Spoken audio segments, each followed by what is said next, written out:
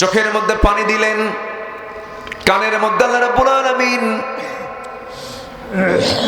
এক জাতীয় ময়লা দিয়েছেন। এই ময়লাকে এলাকায় ইয়ারক্সকে, এই ময়লাকে এলাকায় কি বলে? গরু খায়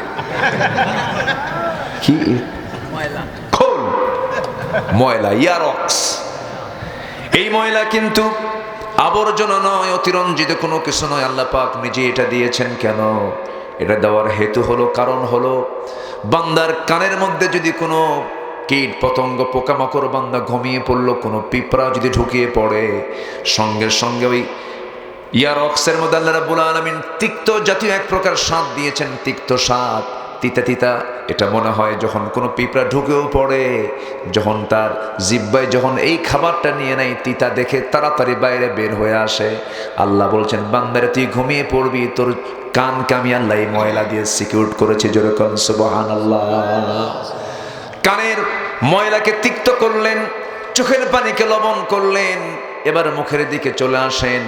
মুখের ভিতরে আল্লাহ রাব্বুল আলামিন লালা দিয়েছেন। এই লালার মধ্যে কোনো স্বাদ দেন নাই। জিহ্বাকে আল্লাহ রাব্বুল আলামিন জ্বরের মধ্যে রেখে দিয়েছেন। জ্বর কতটুকু আছে? তেঁতুল গাছের সামনে গেলেই টের পাওয়া যায়। কি ঠিক কিনা? দুজন দাঁড়ায় আছেন, একজন তেঁতুল গাছের দিকে তাকায় আছে, তাকানো মাত্রই মুখের ভিতর থেকে ছিটকে পড়ে গেছে, লালা হচ্ছে আরেকজনের গালের উপরে। কে বন্ধু ঘটনা কি? বন্ধু ঘটনা কিচ্ছু না, ওই তেঁতুলের দোষ। কি ঠিক কিনা বলেন? কি জোয়ার আল্লাহ পাক এই জিহ্বার মধ্যে দিয়েছেন। সুবহানাল্লাহ বলা যাবে না ভাই? এই যে আমি কথা বলছি, মুহতারাম প্রিন্সিপাল মহোদয় কথা বললেন, এই যে আমরা কথাগুলো বলতেছি, জিহ্বার চতুর্পার্শ্বে লালাগুলো আল্লাহ রাব্বুল আলামিন বের করে দিচ্ছেন। লালা যদি না বের হতো, এই জাতীয় লালা পানি যদি না বের হতো, আমার আওয়াজ বন্ধ হয়ে যেত, আমার ভোকাল কর্ড বন্ধ হয়ে যেত, আমার আওয়াজ বন্ধ হতো, আমি জবান বন্ধ হয়ে চুপ করে বসে থাকতাম। আমাকে সুন্দর করে 24 ঘন্টা যিনি চতুর্দিকে জিহ্বার চতুর্দিকে ভিজায় দিচ্ছেন, সিক্ত করছেন, তিনি আমার চিল্লায় বলুন কে? দেহের যে রক্তগুলো আছে, এই রক্তগুলো প্রতি মিনিটে থাকতে থাকতে কত সুন্দর করে পিউরিফাই করে ফেললেন। দুটা কিডনি দিয়েছেন কে বলেন? দুটা কিডনি কার দেওয়া? আমার এক বন্ধু বাইরে থাকে, মালয়েশিয়ায় থাকে। এখানে একজন ভাই মুস্তাফিজ ভাই, না মুস্তাফিজ ভাইয়ের এখানে বাড়ি, মালয়েশিয়ায় থাকেন। ওই মালয়েশিয়া আমার এক বন্ধু, বড় ব্যবসায়ী, কুমিল্লা বাড়ি। বেশ কয়েক বছর আগের কথা, তার সঙ্গে সালাম কালাম হলো, হাতের কবজিতে হাত দিলাম, দেখি এখানে একটা মেশিন লাগানো। বললাম, বন্ধু এই জায়গায় মেশিন লাগানো কেন? আমার তো এরকম কোনো মেশিন নাই। বলতেছে, বন্ধু আল্লাহ পাক আমাকে প্রচুর টাকার মালিক বানিয়েছেন, কিন্তু আমার দুটা কিডনি অচল, দুটো কিডনি আমার নষ্ট হয়ে গেছে। এবার তিনি বলছেন, ভাই এই দুইটা কিডনি আমি যে কোনো মুহূর্তেই দুনিয়া থেকে বিদায় হয়ে যাব। এই ডায়ালিসিস করার জন্য আমাকে প্রত্যেক সপ্তাহে 3 থেকে 4 দিন হসপিটালে যেতে হয়। ডায়ালিসিস মেশিনের সামনে বসতে হয়, রক্তগুলো ফেটে ফেটে সুন্দর করে আবার সাজিয়ে দেওয়া হয়, আমার দেহে ঢুকানো হয়। ডায়ালিসিস না করলে আমি বাঁচবো না। এই ডায়ালিসিস মেশিনটা মানুষ যে বানিয়েছে, তার ওজন হলো 100 কেজি। আর আল্লাহ রাব্বুল আলামিন বান্দার দেহের মধ্যে যে কিডনি দিয়েছেন, তার ওজন মাত্র হলো 200 গ্রাম। মানুষ বানাইছে 100 কেজি, আর বান্দা আল্লাহ বানাইছেন মাত্র 200 গ্রাম। মানুষ বানাইছে 100 কেজি। এবং আল্লাহর যে বানানো সেই কিডনিটাই দুনিয়ার সকল ডায়ালিসিস মেশিনের চাইতে সবচেয়ে উন্নত। যেরকম সুবহানাল্লাহ। আল্লাযী খালাকাকা ফাসাওয়াকা ফাআদালাক। তিনি শুধু সৃষ্টি করেন নাই, ভারসাম্য দিয়েছেন। চিৎকার করে বলেন সুবহানাল্লাহ। যদি এমনটা হতো যে তোমাকে আমি বানায় দিলাম, তুমি দুনিয়া চলে যাও, কিডনি পরে পাঠায় দেবো, আসমান থেকে নাজিল করবো 100 কেজি 100 কেজি 200 কেজি, আলুর বস্তা নিবেন না কিডনির বস্তা নিবেন? এলাকায় আলু আছে না? আলু আছে। তোমার আলু আর কারবার করতে পারতেন না, খালি কিডনি নিয়ে ঘুরতে চলে যেত জীবন।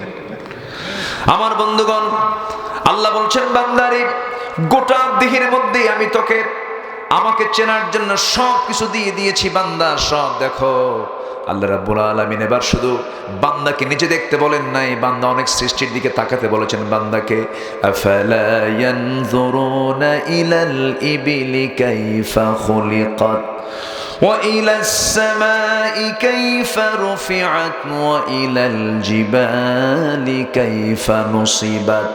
এই পাহাড়গুলোকে আল্লাহ রাব্বুল আলামিন পেরেগের মতো করে দিয়েছেন। কি সুন্দর করে জয়পুরহাট, বগুড়া, দিনাজপুর, নীলফামারী, ঠাকুরগাঁ এই সমস্ত অঞ্চলে কোনো পাহাড় নাই, তবে পঞ্চগড়ের পাশে একটা পৃথিবীর সবচেয়ে বড় পাহাড় আছে, পর্বত আছে, তার নাম হচ্ছে হিমালয়। সেই হিমালয় গোটা অঞ্চলকে ব্যালেন্স করে রেখে দিয়েছে যেন আন্দোলিত না হয়, জমিন যেন নড়াচড়া না করে। আল্লাহ রাব্বুল আলামিন সুন্দর করে পাহাড়গুলোকে পেরেগের মতো করে দিয়েছেন। বাংলাদেশের সিলেট অঞ্চলে, চট্টগ্রাম অঞ্চলের সবচেয়ে পাহাড় বেশি।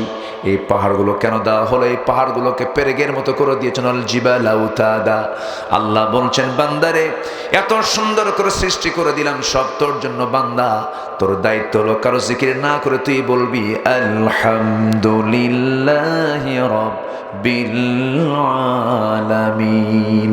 ভূমিকম্প যেন বিষাঘাত না করে আল্লাহ রাব্বুল আলামিনের জন্য পাহাড়গুলোকে বানায় দিয়েছেন। যে পাহাড়গুলো আমরা দেখি, এই পাহাড় যদি আমরা বাহ্যিক অংশটা বাইরে দেখি, বিজ্ঞান বলছে বাইরের অংশ যতটুকু বড় তার চাইতে 90 ভাগ বেশি অংশ আছে তার ফাউন্ডেশনে। আল্লাহু আকবার বলেন।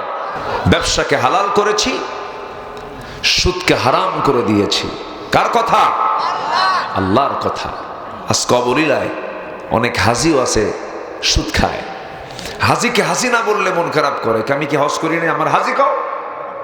কিন্তু ও যে সুদ খায়, সুদখোর বললে আবার মন খারাপ করে। এরকম কি কোথাও বলে?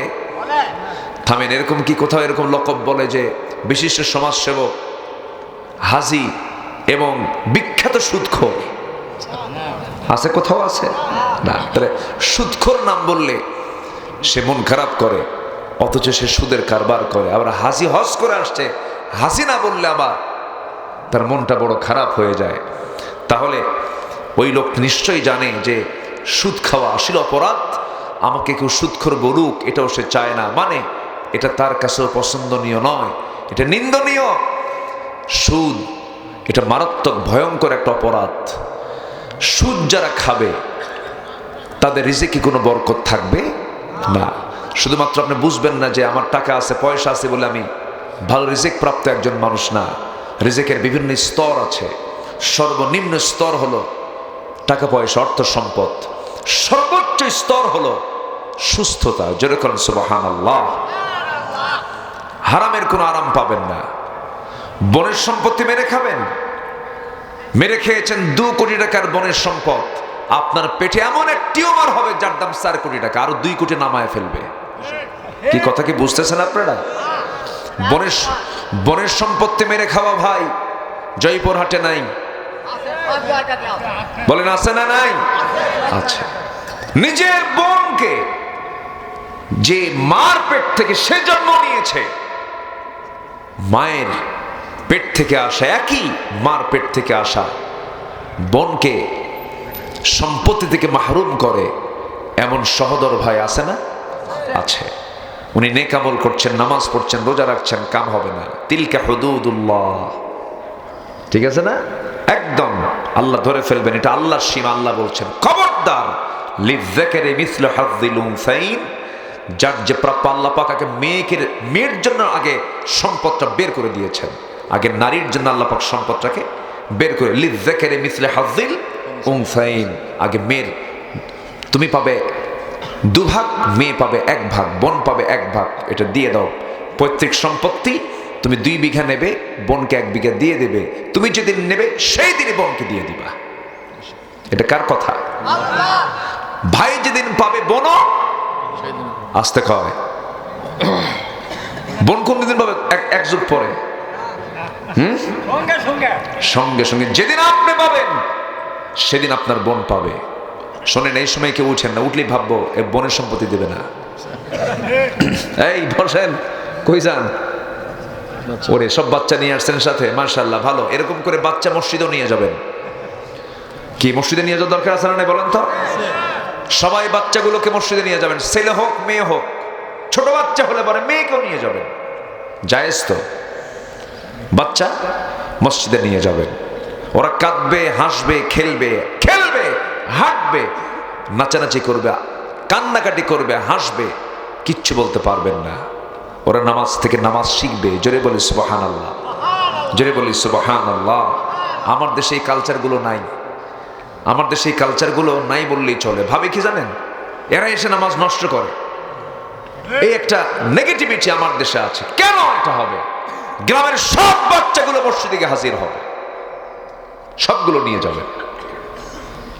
আমার আপনার নামাজ কবুল হতেও পারে, নাও পারে। ওদের ওই ভাঙ্গাচুরা সেজদা আল্লাহ পাক কবুল করে নেবেন। নিয়ে যাবেন মসজিদে। কিছু কিছু বুড়া চাচা আছে, বাচ্চা দেখলে চোখ এরকম গরুর মতো বড় বানায়। বুড়া তো সারা জীবন নামাজ পড়ে নাই, বোঝেন নাই? এই বুড়া চাচার আবার রাগ করেন না আপনি, আমি একটু মজা করে বলতেছি। কিছু কিছু বাচ্চা ওই বুড়াদের এই চোখ দেখে ভয় করে, আর মনে মনে করে তুই মরবি কোন দিন, বদ্ধ খামাখা বদ্ধ নেওয়ার দরকার কি? আমার নবীজি সেজদায় চলে যেতেন। হুসাইন রাদিয়াল্লাহু তাআলা আনহু নবীজির কাঁধে গিয়ে বসতেন। আমার নবীজি বিরক্ত হতেন না। আমার নবীজি ছোট্টদেরকে খুব পছন্দ করতেন। মাল্লাম ইয়ারহাম সাগীরানা ওয়া লাম ইয়াক্কির কাবীরানা ফালাইসা মিন্না। যে ব্যক্তি ছোটদেরকে স্নেহ করে না, বড়দেরকে সম্মান করে না, সে আমার কেউ না। রাসূল বলেছে সে আমার কেউ না। আপনি বাচ্চাদেরকে ধমক দিবেন, মারাত্মক অপরাধ এটা। এই হাদিসের দৃষ্টিতে রাসূল বলেছেন ফালাইসা মিন্না, সে আমার কেউ না। বাচ্চাকে ধমক দেওয়ার অধিকার আল্লাহ পাক আপনাকে দেননি, কারণ সে অবুঝ। আপনি তাকে ধমক দিতে পারেন না। আমার বন্ধুগণ, নেক আমল করলে পরে এক নাম্বার হলো আল্লাহর ভালোবাসা নিশ্চিত হয়ে যাবে। এই জন্য আমরা নেক আমলগুলো করব, খুঁজে খুঁজে বের করবো নেক আমলগুলো কি কি। সুদের কাছে যাব না, জিনার কাছে যাব না। ওয়ালা তাকরাবুস জিনা ইন্নাহু কানা ফাহিশাতাও ওয়া সাআ সাবিলা। জিনার নিকটেও যেও না। মোবাইল টিপতেছো, মোবাইল টিপতে গিয়ে কোনো নারীর দিকে তাকায়ও না। ওয়ালা তাকরাবুস জিনা। তোমার কাছে যদি আশঙ্কা হয় যে মোবাইল তোমাকে চোখের জেনার দিকে নিয়ে যেতে, বন্ধ করে ফেলো। ওই মোবাইল পালারই দরকার নেই। আল্লাহ পাক আগে লজ্জাস্থানকে হেফাজত করার আগে বলেছেন ইয়াগুদ্দু মিন আবসারিহিম ওয়া ইয়াহফাযু ফুরুজাহুম। আগে চোখটাকে নিয়ন্ত্রণ করো, এরপরে লজ্জাস্থানের হেফাজত করো। লজ্জাস্থানের হেফাজতের আগে আল্লাহ পাক কি হেফাজত করতে বলেছেন? চোখকে নিয়ন্ত্রণ করব আমরা। জোরে বলি ইনশাআল্লাহ। কি কার বউয়ের দিকে তাকাবো? নিজের বউ না অন্যের বউ? দেখেন অনেকে চুপ করে আছে। কি অন্যের বউর দিকে তাকাবেন নাকি? বলুন কিসের কার বউয়ের দিকে? হয়তো যুবকরা বলতেছে হুজুর আমার তো বউ নাই, কার দিকে তাকাবো এখন? এই জন্য চুপচাপ আছেন। নিজের স্ত্রীর দিকে তাকান, আপনি সওয়াব পাবেন। অন্যের বউয়ের দিকে তাকানো যাবে না। সব নারী আপনার জন্য তাকানোর জন্য আল্লাহ রাব্বুল আলামিন বলেন নাই পরের বউ দেখা যাবে না, পরের কোনো মেয়েকে দেখা যাবে না, পর নারীকে দেখা যাবে না। দেখলেই গুনাহ হয়ে যাবে, জিনার গুনাহ হয়ে যাবে। ওয়ালা তাকরাবুস জিনা ইন্নাহু কানা ফাহিশাতাও ওয়া সাআ সাবিলা। মান আযমানু লি মা বাইনা লিহইয়াইহি ওয়া মা বাইনা রিজলাইহি আযমান লাহুল জান্নাহ। যে ব্যক্তি দুই চোয়ালের মধ্যস্থিত বস্তু জিহ্বা এবং দুই উরুর মধ্যস্থিত বস্তু গোপনাঙ্গের যে বান্দা হেফাজত করতে পারবে, আমি রাসূল নিজে তার জন্য বেহেশতের জামিন হয়ে যাব। জোরে বলি সুবহানাল্লাহ। যত গুনাহ হয় এই দুটো অঙ্গকে নিয়েই কিন্তু পৃথিবীতে সবচেয়ে বেশি গুনাহ হয়। সামনে রমজান আসছে, এই দুটো অঙ্গকেই নিয়ন্ত্রণ করার জন্য একটা বিশাল ট্রেনিং দিয়েছেন।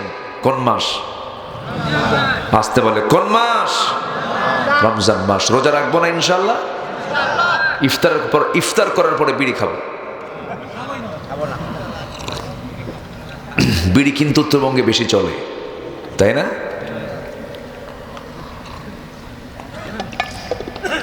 বছর 20 আগে রংপুর হারাগাছ একটা এলাকা আছে, ওই এলাকায় বেশি বিড়ির ফ্যাক্টরি। তো আমাকে এক কমিটি দাওয়াত দিয়েছে, আমি মাহফিলে গেলাম। মাহফিলে যাওয়ার পর মাহফিল শেষ করেছে, আলোচনা শেষ, দোয়ার আগ দিয়ে আমি জানি না মানে কাদের মাহফিল, আমাকে বলেও নাই। তো মাহফিল শেষে দোয়ার আগ দিয়ে আমাকে বলতেছে হুজুর আপনি একটু দোয়া করতে হবে। কিসের দোয়া? আমাদের বিড়ির ফ্যাক্টরি আছে তো, এই সৌজন্য আজকে মাহফিল আমাদের, যে দোয়া করেন যেন ফ্যাক্টরিতে আল্লাহ যেন বরকত বাড়ায় দেয়। কি কথা কি বুঝতেছেন? আমি তো পড়ে গেলাম বেকায়দায়। তো বললাম ভাই, আমাকে কানে কানে বলতেছে, আস্তে আস্তে, জোরে জোরে বলতেছে না কিন্তু। তো আমি ওনার কানটা ধরে কানে মুখ ঢুকায় দিয়ে বললাম, আজকে দোয়া করা যাবে না। কি কথা কি বুঝতেছেন আপনারা? মানে উনিও আস্তে কইল, আমি আস্তে বলে বিদায় দিয়া দিলাম। শোনেন, ওয়াইদা খালাউ ইলা শায়াতিনহিম, খালাউ মানে কি জানেন? যখন কেউ অপকর্ম করে, অপকর্মটা যে করে সেও জানে এটা অপকর্ম, এই জন্য আড়ালে চলে যায়। কোথায় চলে যায়? আড়ালে। দরবারের মধ্যে সবাই বসে, দরবারের যে মূল মাতব্বর, ওর বিড়ির নেশা উঠছে, সামনে খায়, কি করে? ওয়াইদা খালাউ, আড়ালে যায় কিছু ফুকাফুকি কইরা ব্রেন ফ্রেশ করে আবার আসে। আছে কিনা বলেন? এরকম আছে। আমরা কোন আমল কি গুরুত্বহীন ভাববো না, সব কাজের মধ্যেই জবাবদিহিতা একদিন আছে। কার কাছে বলেন তো? আসতে বলবেন না, কার কাছে আছে? আল্লাহর কাছে আছে। আল্লাহর সামনে হাজির হতে হবে। এই জন্য আমাকে আপনাকে খুব যত্নশীল হতে হবে। নিজের দেহকে নষ্ট করা যাবে না, নিজের লাঞ্চকে নষ্ট করা যাবে না, কারণ এই লাঞ্চটা দিয়েছেন শ্বাস প্রশ্বাস নিয়ে আল্লাহর জিকির করার জন্য। আল্লাহ রাব্বুল আলামিন বলেন, আলা বিযিকরিল্লাহি তাতমাইন্নুল কুলুব। সাবধান, ডিপ অ্যাটেনশন গ্রেবার দিয়ে আল্লাহ পাক বলছেন সাবধান। তোমার হৃদয়কে প্রশান্ত করার জন্য কোনো বিড়ি টান, গাজার টান, কোনো নেশা, কোনো পান তোমাকে প্রশান্ত করতে পারে না। তোমার হৃদয়কে যদি প্রশান্ত করতে চাও, আমার নামের জিকির করো, তোমার হৃদয়টা প্রশান্ত হয়ে যাবে। যেরকম সুবহানাল্লাহ। যে হৃদয় আল্লাহ নাই, সে হৃদয় তো সে নিজেই, সেই হৃদয়, সে হৃদয়কেই ভালোবাসে না, সে নিজেকে নিজেই ভালোবাসে না। যে হৃদয়ে আল্লাহ আছে, সে হৃদয়টা অত্যন্ত সমৃদ্ধ। এই জন্য আমরা দিলের মধ্যে সবার আগে স্থান দেব কাকে? আসতে বলবেন না, কাকে? এক সময় না সব সময়? সব সময়। আল্লাহকে কখনো ভোলা যাবে না। আল্লাহ আমাকে এক সেকেন্ডের জন্য ভুলেন না, আল্লাহ আমাকে এক সেকেন্ডের জন্য আমাকে ভুলে যান না।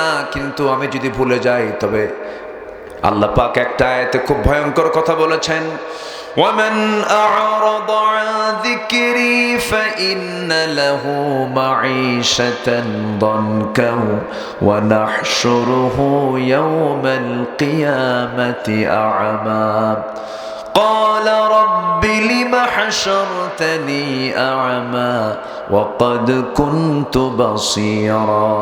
জোরে বলুন আল্লাহু আকবার। আল্লাহ বলছেন, যে বান্দা আমার স্মরণ থেকে নিজেকে গুটিয়ে রাখবে, আমি তার জন্য দুনিয়ার জীবনকে সংকীর্ণ করে দেব। দুনিয়ার জীবনে সে শান্তি পাবে না, টাকা থাকবে, সুখ থাকবে না, এবং আমি তাকে হাসরের দিন অন্ধ করে তুলব। তুই চোখ তার থাকবে না, সেই চোখ দিয়ে দেখতে পাবে না। সেদিন বলবে, আল্লাহ লিমা হাসারাতানি আমা, আজকে তুমি আমাকে অন্ধ করে তুলেছো কেন? আল্লাহ বলবেন, আমি তোকে অন্ধ করে তোলার কারণ হলো তুই আমাকে ভুলে গিয়েছিলি।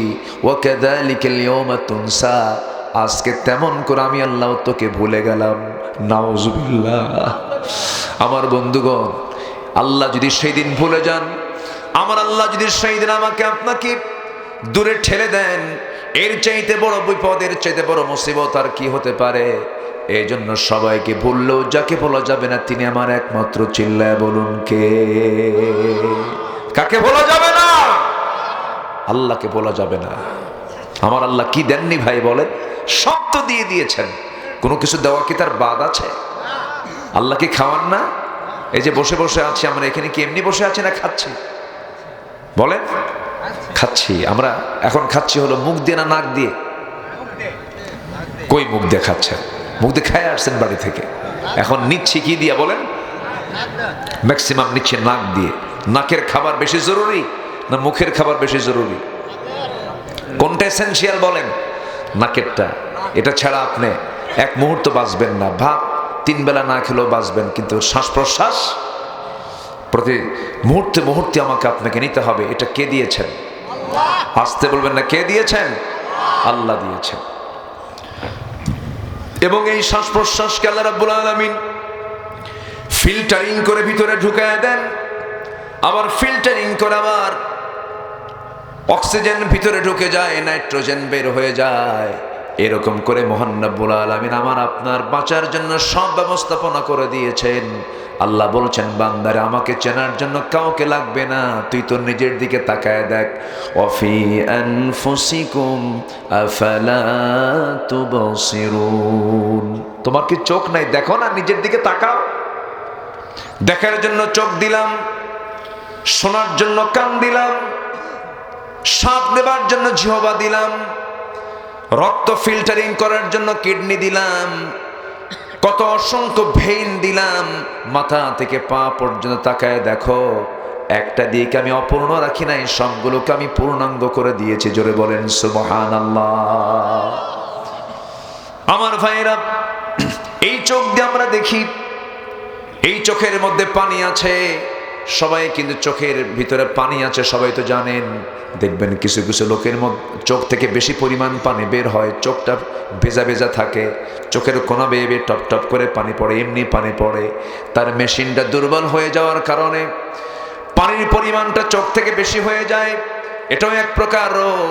আল্লাহ রাব্বুল আলামিন স্বাভাবিক চোখের ভিতরে আল্লাহ রাব্বুল আলামিন সেই পরিমাণ পানি বের করে দেন। 24 ঘন্টায় আল্লাহ রাব্বুল আলামিন প্রতি মিনিটে 15 থেকে 20 বার চোখের পলক ফেলার মধ্য দিয়ে প্রত্যেক দিন বান্দার চোখ থেকে 1 মিলিলিটার পানির বন্দোবস্ত আমার আল্লাহ করে দিয়েছেন। যেরকম সুবহানাল্লাহ। কেন করে দিয়েছেন? এর কারণ হলো চোখটা বাইরে থাকে, ধুলাবালি চোখের মধ্যে ঢুকে পড়ে।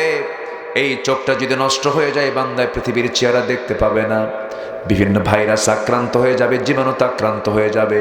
এই জন্য চোখের পানিকে মিঠা না করে লবণ করে দিয়েছেন, এবং এই লবণ পানিকে আল্লাহ রাব্বুল আলামিন বান্দার জন্য 24 ঘন্টা মলমের বন্দোবস্ত করে দিয়েছেন। জোরে বলি সুবহানাল্লাহ।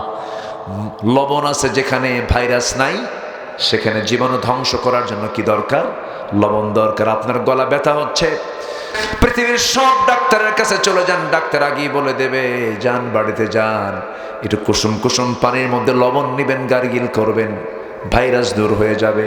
আল্লাহ রাব্বুল আলামিন বান্দার চোখের মধ্যে লবণ পানি দিয়ে আল্লাহ রাব্বুল আলামিন স্থায়ী মলমের বন্দোবস্ত করে দিয়েছেন। 24 ঘন্টায় চোখ থেকে পানি পড়ে, বিশেষ করে বান্দা যখন ঘুমিয়ে পড়ে, ঘুমের মধ্যে পানি থাকে, কিন্তু সেই পানিটা কি হয়ে যায়? সকালবেলা চোখের কোনায় দুই পাশে সাদা সাদা কি যেন বের হয়, ওটার নাম কি বলে লেখা? হ্যাঁ, কি বলে এটা? চোখের কোনায় যে সাদা সাদা অংশ বের হয় সকালবেলা, পেস্টি, পিজুল, পিজুল। এটা তো নতুন ভাষা শিখলাম তো। আচ্ছা, যাই হোক, আঞ্চলিক ভাষা। যদি এটা বের হয় তখন আমরা কি করি? একটা টিস্যু বের করে বলি, ভাই তাড়াতাড়ি সাফ কর। মনে হয়েছে কি যেন একটা জঙ্গল। জঙ্গল না ভাই, এটা না থাকলে আপনি অন্ধত্ব বরণ করে আপনি মারা যেতেন। জোরে বলি সুবহানাল্লাহ। কে দিয়েছেন? আল্লাহ দিয়েছেন। চোখের মধ্যে পানি দিলেন, কানের মধ্যে আল্লাহ রাব্বুল আলামিন এক জাতীয় ময়লা দিয়েছেন। এই ময়লাকে এলাকায় ইয়ারক্সকে, এই ময়লাকে এলাকায় কি বলে? গরু খায় কি? খোল ময়লা, ইয়ারক্স। এই ময়লা কিন্তু আবর্জনা নয়, অতিরঞ্জিত কোনো কিছু নয়। আল্লাহ পাক নিজে এটা দিয়েছেন। কেন? এটা দেওয়ার হেতু হলো, কারণ হলো, বান্দার কানের মধ্যে যদি কোনো কীট পতঙ্গ পোকামাকড়, বান্দা ঘুমিয়ে পড়লো, কোনো পিঁপড়া যদি ঢুকিয়ে পড়ে, সঙ্গে সঙ্গে ওই ইয়ারক্সের মধ্যে আল্লাহ রাব্বুল আলামিন তিক্ত জাতীয় এক প্রকার স্বাদ দিয়েছেন। তিক্ত স্বাদ, তিতা তিতা। এটা মনে হয় যখন কোনো পিঁপড়া ঢুকেও পড়ে, যখন তার জিহ্বায় যখন এই খাবারটা নিয়ে নেয়, তিতা দেখে তাড়াতাড়ি বাইরে বের হয়ে আসে। আল্লাহ বলছেন, বান্দারে তুই ঘুমিয়ে পড়বি, তোর কানকে আমি আল্লাহ এই ময়লা দিয়ে সিকিউর করেছি। যেরকম সুবহানাল্লাহ। কানের ময়লাকে তিক্ত করলেন, চোখের পানিকে লবণ করলেন। এবার মুখের দিকে চলে আসেন। মুখের ভিতরে আল্লাহ রাব্বুল আলামিন লালা দিয়েছেন। এই লালার মধ্যে কোনো স্বাদ দেন নাই। জিহ্বাকে আল্লাহ রাব্বুল আলামিন জ্বরের মধ্যে রেখে দিয়েছেন। জ্বর কতটুকু আছে? তেঁতুল গাছের সামনে গেলেই টের পাওয়া যায়। কি ঠিক কিনা? দুজন দাঁড়ায় আছেন, একজন তেঁতুল গাছের দিকে তাকায় আছে, তাকানো মাত্রই মুখের ভিতর থেকে ছিটকে পড়ে গেছে, লালা হচ্ছে আরেকজনের গালের উপরে। কে বন্ধু? ঘটনা কি বন্ধু? ঘটনা কিচ্ছু না, ওই তেঁতুলের দোষ। কি ঠিক কিনা বলেন? কি জোয়ার আল্লাহ পাক এই জিহ্বার মধ্যে দিয়েছেন, সুবহানাল্লাহ বলা যাবে না ভাই? এই যে আমি কথা বলছি, মোহতারাম প্রিন্সিপাল মহোদয় কথা বললেন, এই যে আমরা কথাগুলো বলতেছি, জিহ্বার চতুর্পার্শ্বে লালাগুলো আল্লাহ রাব্বুল আলামিন বের করে দিচ্ছেন। লালা যদি না বের হতো, এই জাতীয় লালা পানি যদি না বের হতো, আমার আওয়াজ বন্ধ হয়ে যেত, আমার ভোকাল কর্ড বন্ধ হয়ে যেত, আমার আওয়াজ বন্ধ হতো, আমি জবান বন্ধ হয়ে চুপ করে বসে থাকতাম। আমাকে সুন্দর করে 24 ঘন্টা যিনি চতুর্দিকে জবার চতুর্দিকে ভিজায় দিচ্ছেন, সিক্ত করছেন, তিনি আমার চিল্লায় বলুন কে? দেহের যে রক্তগুলো আছে, এই রক্তগুলো প্রতি মিনিটে থাকতে থাকতে কত সুন্দর করে পিউরিফাই করে ফেললেন। দুটা কিডনি দিয়েছেন কে বলেন? দুটা কিডনি কার দেওয়া?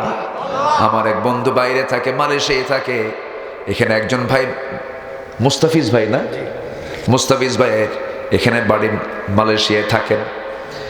ওই মালয়েশিয়া আমার এক বন্ধু, বড় ব্যবসায়ী, কুমিল্লা বাড়ি।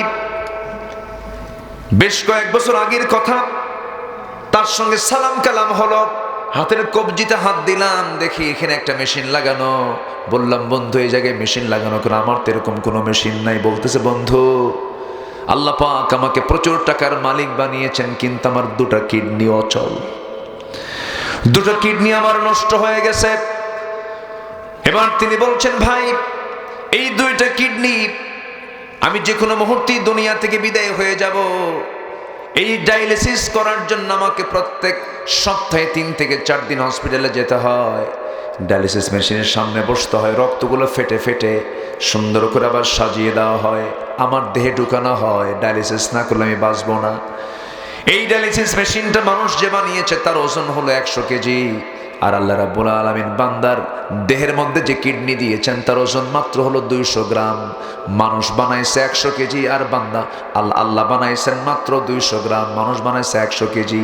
এবং আল্লাহর যে বানানো সেই কিডনিটাই দুনিয়ার সকল ডায়ালিসিস মেশিনের চাইতে সবচেয়ে উন্নত। যেরকম সুবহানাল্লাহ, আল্লাযী খালাকাকা ফাসাওয়াকা ফাআদালাক। তিনি শুধু সৃষ্টি করেন নাই, ভারসাম্য দিয়েছেন। চিৎকার করে বলেন সুবহানাল্লাহ। যদি এমনটা হতো যে তোমাকে আমি বানায় দিলাম, তুমি দুনিয়া চলে যাও, কিডনি পরে পাঠায় দেবো, আসমান থেকে নাজিল করবো 100 কেজি 100 কেজি 200 কেজি, আলুর বস্তা নেবেন না কিডনির বস্তা নেবেন? এলাকায় আলু আছে না? আলু আছে। তোমার আলু আর কারবার করতে পারতেন না, খালি কিডনি নিয়ে ঘুরতে চলে যেত জীবন। আমার বন্ধুগণ, আল্লাহ বলছেন বান্দারে গোটা দেহের মধ্যে আমি তোকে আমাকে চেনার জন্য সব কিছু দিয়ে দিয়েছি বান্দা, সব দেখো। আল্লাহ রাব্বুল আলামিন এবার শুধু বান্দাকে নিজে দেখতে বলেন নাই, বান্দা অনেক সৃষ্টির দিকে তাকাতে বলেছেন বান্দাকে। আফালা ইয়ানজুরুনা ইলাল ইবিলি কাইফা খুলিকাত ওয়া ইলাস সামাই কাইফা রুফিআত ওয়া ইলাল জিবালি কাইফা নুসিবাত।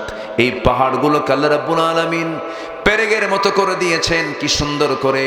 জয়পুরহাট, বগুড়া, দিনাজপুর, নীলফামারী, ঠাকুরগাঁ, এই সমস্ত অঞ্চলে কোনো পাহাড় নাই, তবে পঞ্চগড়ের পাশে একটা পৃথিবীর সবচেয়ে বড় পাহাড় আছে, পর্বত আছে, তার নাম হচ্ছে হিমালয়। সেই হিমালয় গোটা অঞ্চলকে ব্যালেন্স করে রেখে দিয়েছে, যেন আন্দোলিত না হয়, জমিন যেন নড়াচড়া না করে। আল্লাহ রাব্বুল আলামিন সুন্দর করে পাহাড়গুলোকে পেরেগের মতো করে দিয়েছেন। বাংলাদেশের সিলেট অঞ্চলে, চট্টগ্রাম অঞ্চলের সবচেয়ে পাহাড় বেশি। এই পাহাড়গুলো কেন দেওয়া হলো? এই পাহাড়গুলোকে পেরেগের মতো করে দিয়েছেন আল জিবালা উতাদা। আল্লাহ বলছেন বান্দারে এত সুন্দর করে সৃষ্টি করে দিলাম সব তোর জন্য বান্দা, তোর দায়িত্ব হলো কারো জিকির না করে তুই বলবি আলহামদুলিল্লাহি রাব্বিল আলামিন। ভূমিকম্প যেন বিষাঘাত না করে আল্লাহ রাব্বুল আলামিনের জন্য পাহাড়গুলোকে বানায় দিয়েছেন। যে পাহাড়গুলো আমরা দেখি, এই পাহাড় যদি আমরা বাহ্যিক অংশটা বাইরে দেখি, বিজ্ঞান বলছে বাইরের অংশ যতটুকু বড় তার চাইতে 90 ভাগ বেশি অংশ আছে তার ফাউন্ডেশনে। আল্লাহু আকবার বলেন।